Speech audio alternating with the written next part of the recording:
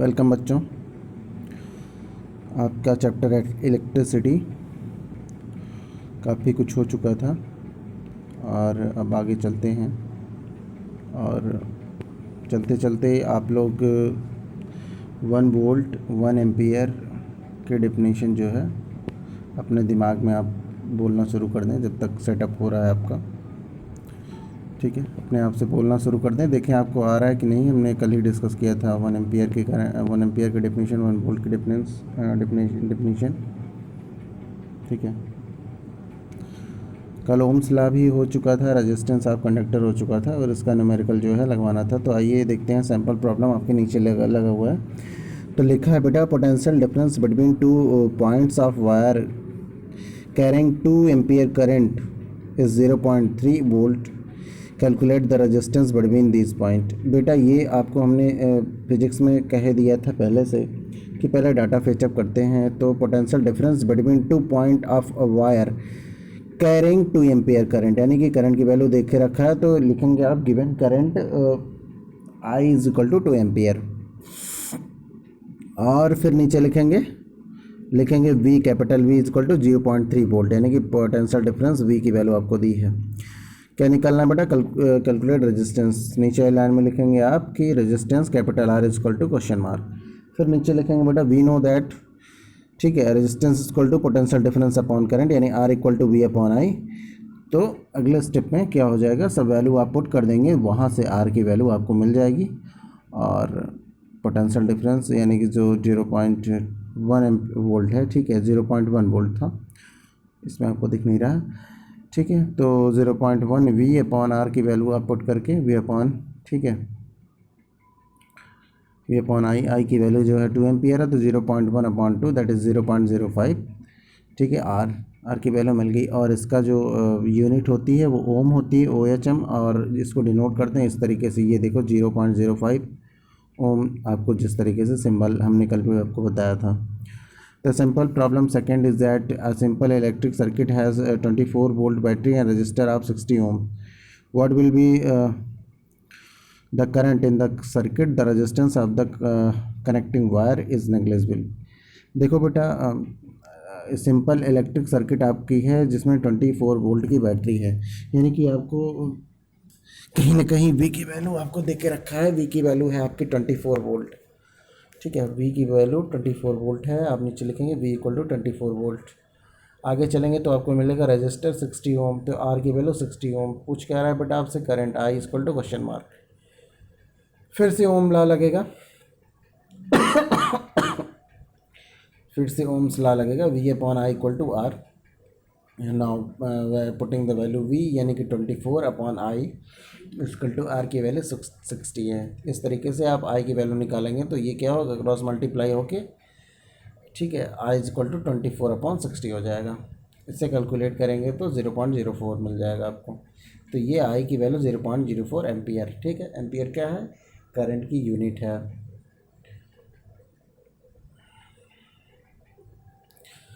Sample problem 3, an electric iron draws a current of 3.4 ampere from the 220 volt battery supply line. What current will this electric iron draw when connected to 110 supply line? आप देख रहे होंगे question में, तो जो current की value है इसमें सीधी सी लिखा है, current iron draws a current 3.4 A, that is 3.4 ampere. I की वैल्यू 3.4 एम्पियर और सप्लाई वी की वैल्यू 220 वोल्ट। आपसे पूछा क्या है बेटा, ठीक है, an electric iron draws a current current 3.4 ampere from 220 volt supply, यानी कि जब 220 वोल्ट, हमने बताया था कि वोल्ट, आप जब पोटेंशियल डिफरेंस यानी वी की वैल्यू आप बढ़ाओगे तो वी जो है आर जो है वो सॉरी करंट जो है वो वी पे डिपेंडेंट होती है ओम लॉ से।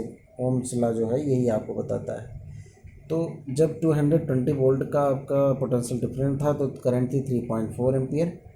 आगे आज चलेंगे तो what current will the electric iron drawn when connected to 110 supply line, यानी कि जो 220 की सप्लाई लाइन थी, 220 वोल्ट का पोटेंशियल डिफरेंस लगा रहे थे, वहाँ आप 110 यानी कि 110 का पोटेंशियल डिफरेंस लगाओगे, तब उस समय पे करंट क्या होगी उसकी वैल्यू आपसे पूछ रहा है।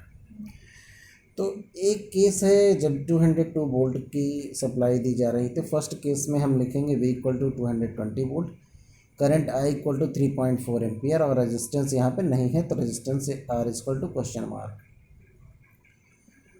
V upon I equal to R, V की वैल्यू 220, I की value 3.4 is equal to R। Now R is equal to, ठीक है, ये कैलकुलेट कर लेंगे आप, तो 64.7 ओम आपका जो है कैलकुलेटेड वैल्यू मिल जाएगी। आपके जो सैंपल प्रॉब्लम लगवा रहे हैं, ठीक है, ये सैंपल प्रॉब्लम तो आपको देखना ही है, साथ ही साथ एक्सरसाइज के क्वेश्चन का सेशन भी चलेगा जिसमें एक्सरसाइज के क्वेश्चन मैं करवाऊँगा, और उसके लिए हम थोड़ा सा भी सेटअप बना रहे हैं, क्योंकि एक्सरसाइज के क्वेश्चन जो होंगे अगर मैं सॉल्व करके आपको डायरेक्टली दिखा देता हूँ तो थोड़ा सा, ठीक है, कम समझ में आएगा, इसलिए उसके लिए मैं सेटअप बना रहा हूँ। जब भी सेटअप क्लियर हो जाएगा तो मैं एक्सरसाइज के क्वेश्चन लेकर के आपके सामने आऊँगा, लाइव आऊँगा, ठीक है। उसके लिए या तो गूगल मीट के का जो है सहारा लिया जाएगा, नहीं तो अदर कोई तरीका, ठीक है, मैं उसके लिए सेटअप बना रहा हूँ। तो यहाँ पे आर की वैल्यू आपकी 64.7 ओम की जो है रेजिस्टेंस मिल चुका है।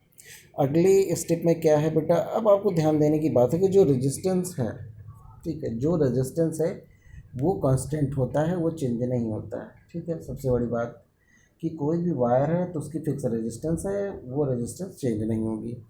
अब यानी कि उसी वायर में जो है 110 की सप्लाई दी जाएगी, तो उसी वायर में 110 की सप्लाई दी जाएगी, तो लिखना now in second case V is equal to 110, R is equal to कितना हो जाएगा 64.7, क्योंकि R की वैल्यू चेंज नहीं होती है। Now I is equal to how much question mark, तो V upon I equal to R, यहाँ से आप क्या निकाल लेंगे, करंट I की वैल्यू जो 1.7 एम्पियर आएगी, ठीक है। इस तरीके से सिंपल प्रॉब्लम 3 हुई। फिर आता है बेटा graph between V and I, बहुत ही कॉन्सेप्चुअल ग्राफ है, बहुत ही समझने लायक चीज़ है, तो मैं थोड़ा सा इसमें एडिट करके आपको बताऊंगा।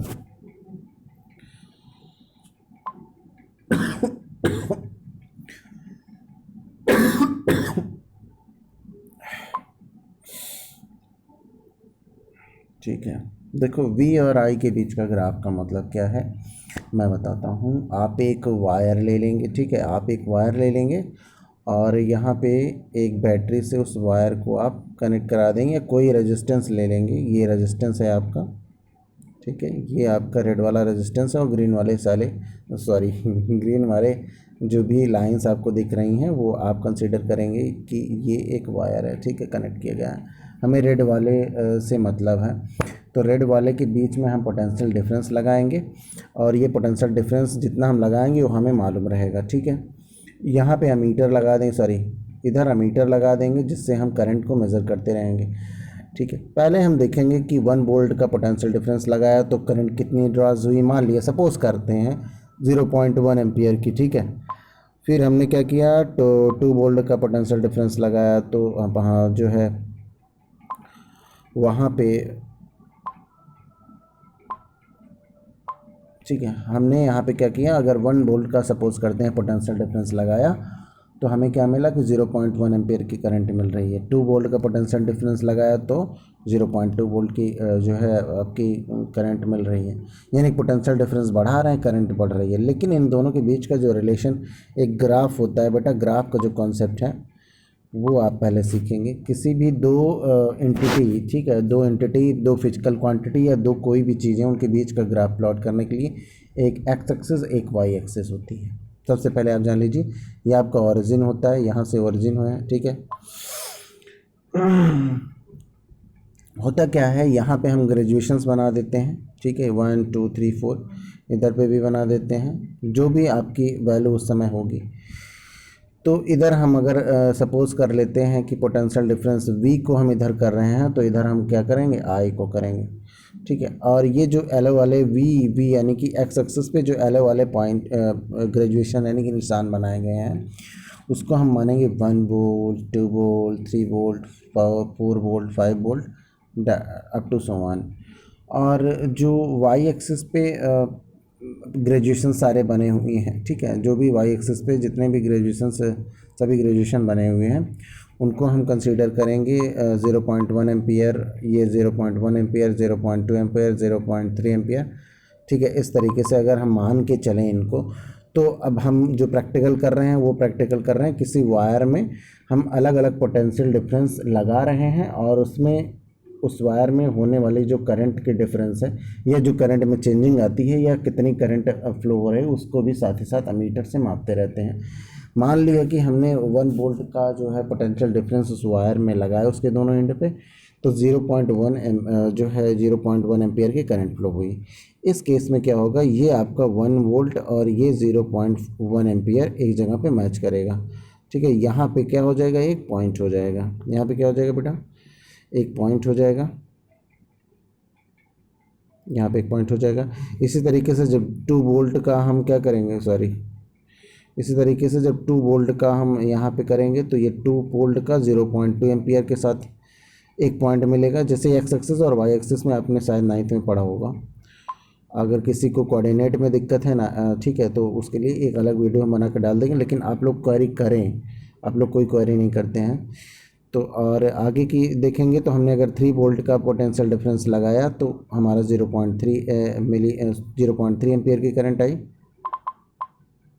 ठीक है। यहाँ पे ये दोनों आके यहाँ पे मिल गए, और अगर 4 वोल्ट का हमने पोटेंशियल डिफरेंस लगाया तो ये आपकी जो है यहाँ पे आके मिल गया 0.4 से। फिर इन सभी पॉइंट को, इसी की जो भी ये सभी पॉइंट हैं इनको अगर हम एक मिलाएंगे तो हमें एक स्ट्रेट लाइन मिलेगी, ठीक है, हमें एक स्ट्रेट लाइन मिलेगी, ठीक है। अब एग्जैक्टली नहीं बन पा रहा है, तो एक स्ट्रेट लाइन मिलेगी। वही स्ट्रेट लाइन क्या है, उन दोनों के बीच की ग्राफ है। तो आप देखेंगे कि जब कभी भी ऐसी बात होगी कि पोटेंशियल डिफरेंस और करंट के बीच की जब ग्राफ हम खींचेंगे तो वो हमेशा ही एक स्ट्रेट लाइन आपको मिलेगी। आप ग्राफ में दे सकते हैं, थोड़ा सा जूम कर रहे हैं, आप देखिए ध्यान से बेटा सैम्पल प्रॉब्लम को। सैम्पल प्रॉब्लम में क्या है, एक प्रैक्टिकल हुआ है, ठीक है। उस प्रैक्टिकल में आपको दिखाया गया है बेटा कि आई और वी की वैल्यू, ये आई एम्पियर की वैल्यू और ये वी वोल्ट की वैल्यू, ये सारी वैल्यू आपको दिखाई गई हैं, ठीक है। पहले करंट कितनी थी बेटा, 0.5 थी। कब 0.5 थी, जब 0.85 का पोटेंशियल डिफरेंस लगाया गया था। जब 1.7 का पोटेंशियल, मतलब पोटेंशियल डिफरेंस को जस्ट डबल कर रहे हैं, ठीक है, ये डबल कर दिया तो हमारी करंट भी डबल हो गई। फिर इसको भी डबल किया, फिर और वोल्टेज को हमने 1.70 को हमने 3.5 किया, ठीक है, एक रेशियो है उसी में हम उसको बढ़ा रहे हैं। तो ये आपकी 0.20 हो गई। इस तरीके से हम क्या कर रहे हैं, इसको बढ़ाते जा रहे हैं तो हमारी करंट की वैल्यू भी बढ़ती जा रही। तो एक ग्राफ प्लॉट किया जा रहा है बेटा।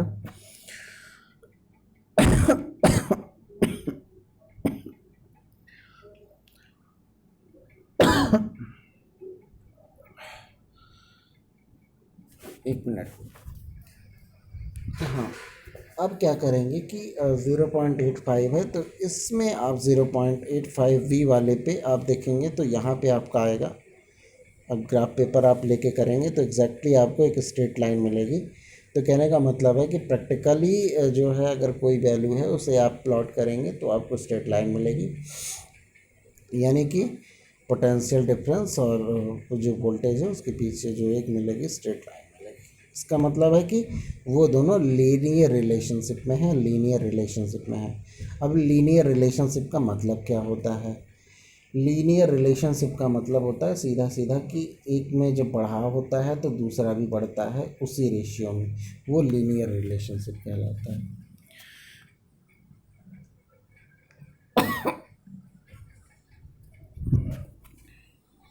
नेक्स्ट पेज आपका,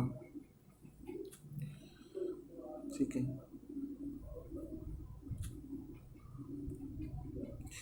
अगला है बेटा experiment to verify ohm's law. Ohm's law को वेरीफाई करने के लिए एक्सपेरिमेंट, भाई ओम्स लॉ, ओम आए और अपना लॉ बता के चले गए। तो ये एक आपकी हिस्ट्री नहीं है कि किसी ने हिस्ट्री को लिख दिया, ठीक है लिख दिया है तो वही रहा होगा। ये फिजिक्स है बेटा, यहाँ पे कोई लॉ अगर आता है, कोई रूल आता है, उसका वेरिफिकेशन भी होता है। ये बहुत ही अच्छा वेरिफिकेशन है। आप देखेंगे यहाँ पे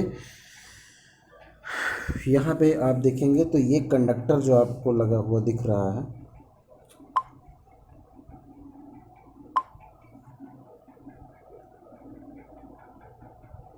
ये कंडक्टर आपको लगा हुआ दिख रहा है, ये क्या है, आपका कंडक्टर है। इसी पे आपको क्या करना है, प्रैक्टिकल करना है। और यहाँ पे पोटेंशियल डिफरेंस, इसके दोनों जो है एंड पे पोटेंशियल डिफरेंस मेज़र करने के लिए वोल्टमीटर को लगाया गया है। और करंट चूँकि इसी डायरेक्शन से होकर के गुजरेगी तो ये अमीटर लगाया गया है। तो एक चीज़ आप इस ग्राफ को देख के ये भी क्लियर होगा कि जब अ, कभी भी हमें वोल्टेज की जो है मेज़रमेंट करनी है तो हम उसको शंट में लगाएंगे। शंट का मतलब बेटा पैरेलल। अब सीरीज़ और पैरेलल क्या है ये भी आगे चर्चा किया जाएगा, लेकिन अभी जान के रखें कि इस तरीके से अगर हम उसको अलग से लगाते हैं, उसके ये पैरेलल है तो ये पैरेलल जो है आपके इसके शंट में लगे, SHUNT, शंट का मतलब होता है पैरेलल में। और अमीटर को जब कभी भी लगेगा वो सीरीज़ में लगेगा, यानी कि इससे एंट्री करके इससे निकलेगी। सीरीज़ का मतलब होता है कि इससे एंट्री होगी और इसी से एंट्री निकलेगी। इस तरीके से आप अमीटर देख रहे हैं, इसमें वायर एंट्री किया और वायर एग्जिट कर दिया। और वोल्टामीटर में क्या है, ये शंट में, ये पैरेलल में है, ना कि ये स्ट्रेट खुद जा रहा है और इसमें हमको अलग से अटैचमेंट लगाना है। और इस तरीके से आपकी बैटरी लगी हुई है, फिर आपकी स्विच है, फिर रियोस्टेट है। अब बेटा रियोस्टेट क्या है, ये रियोस्टेट है आपका जो कंडक्टर है यानी कि रेजिस्टेंस है, ठीक है। रेजिस्टेंस को कम ज़्यादा करने के लिए यहाँ पे रियोस्टेट लगा है। एक फिक्स रेजिस्टेंस होता है, उसकी वैल्यू को, रेजिस्टेंस की वैल्यू को हम यहाँ से स्लाइड करा के घटा बढ़ा सकते हैं। तो ये रियोस्टेट है। अब इनका जो है जो वेरिफिकेशन है वो एक्सपेरिमेंट है, कैसे है आइए देखते हैं। If we can show that for a given conductor, say a piece of resistance wire such as nichrome wire, the ratio potential difference upon current is constant, then Ohm's law will get verified। ठीक है, ये सारी चीज़ें यानी कि दोनों का ratio क्या होगा, कांस्टेंट आएगा तो Ohm's law verify. Alternatively we can draw a graph between potential difference and current. इस तरीके से हम दोनों के बीच का ग्राफ को प्लॉट करेंगे तो अगर सीधी लाइन आ जाती है तो वो भी जो है ओम्स लॉ को वेरीफाई कर देगा। ठीक है, तो इसके लिए हम क्या करेंगे, हम देखते रहेंगे किसकी वैल्यू, V/I की। ठीक है, अब इसमें आपका वोल्टामीटर में वोल्टेज आपको कंटिन्यू बताता रहेगा, मीटर में करंट आपको बताती रहेगी, और इससे आप इसकी जो है रेजिस्टेंस को घटाते बढ़ाते रहेंगे। ठीक है, अब होगा क्या बेटा कि सबसे पहले आपको स्विच को ऑन करना है। स्विच ऑन होते ही क्या हो जाएगा, सॉरी बेटा, स्विच ऑन होते ही इस जो आपकी सर्किट है इसमें करंट दौड़नी शुरू हो जाएगी, और उस केस में हम अमीटर और वोल्टमीटर की वैल्यू को निकालेंगे, और अमीटर से A और वोल्टमीटर से B यानी कि करंट I और वोल्टमीटर से वोल्टेज V की वैल्यू को प्राप्त करेंगे, और V/I की वैल्यू को कैलकुलेट करेंगे। फिर क्या करेंगे, हम स्लाइडर को स्लाइड करा के रेजिस्टेंस में चेंजिंग लाएंगे। रेजिस्टेंस में चेंजिंग यहाँ पे लाने पे क्या होगा कि ये अमीटर और ये वोल्टामीटर है, इसमें आपकी जो चेंजिंग आएगी, ठीक है, करंट में जो है आपके और पोटेंशियल डिफरेंस में चेंजिंग आएगी। इस तरीके से फिर हमें V और I की डिफरेंट वैल्यू मिलेगी, और इस स्लाइड को हम कराते जाएंगे इधर और इधर, तो हमें V और I की अलग अलग वैल्यू मिलती जाएगी।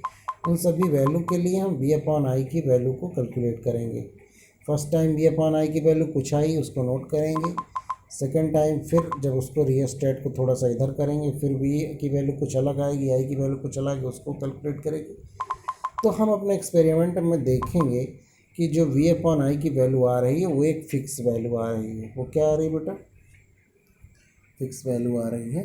तो इस तरीके से आपका ओम्स लॉ वेरीफाई हो जाएगा। ठीक है, suppose we have a piece of resistance wire R which is conducted here in figure, we have and we want to verify Ohm's law for it, that is we want to show that the conductor R obeys Ohm's law for this purpose we take a battery and switch, ठीक है, ये सारे connection करने होंगे। To start the experiment the circuit is completed by pressing the switch, button को on करेंगे, on pressing the switch current start flowing in the whole circuit including the current R, including the conductor are.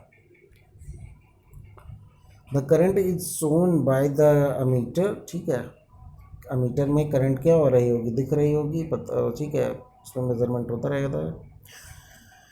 The rheostat RH is initially so adjusted that a small current pass through the circuit. The ammeter reading is now noted. इस समय ammeter की reading note करेंगे। Will give the potential difference V across the end of conductor. This gives reading is also noted, which will the potential difference V across the end of conductor. This gives us the first set of V and I reading, यानी कि जो चीज़ें हमने बताई है उसी चीज़ को यहाँ पे डिस्क्राइब किया हुआ है। तो एक्सपेरिमेंट है, आपको बहुत ही इजीली लैंग्वेज में मैं इसका जो है लैंग्वेज आपको प्रोवाइड कर दूँगा अगले दिन, और आपको फिगर यही बनाना है ताकि एग्ज़ाम में आ जाए तो आपको इतना ना लिखना पड़े, इतना परेशान होने की ज़रूरत ना पड़े, ठीक है। मैं इजीली लैंग्वेज में आपको पूरा इसमें एक लिख करके पेज पे क्लिक करके सेंड कर दूँगा। अगले दिन बात करेंगे बेटा गुड कंडक्टर, रजिस्टर, इंसुलेटर, इन सब चीज़ों पे हम डिस्कशन करेंगे, ठीक है। तब तक आप इतना पढ़ के रखेंगे और डेली का डेली आप पढ़ के कॉन्सेप्ट क्लियर करते चलें बेटा, क्योंकि ये फिजिक्स है, इसमें दो चीज़ों के बीच में बड़ा माइन्यूट सा डिफरेंस होता है। अगर आप उसको डिफरेंस क्लियर नहीं कर पाएंगे तो थोड़ी सी आपके लिए प्रॉब्लम हो जाएगी। ओके बेटा, थैंक यू क्लास।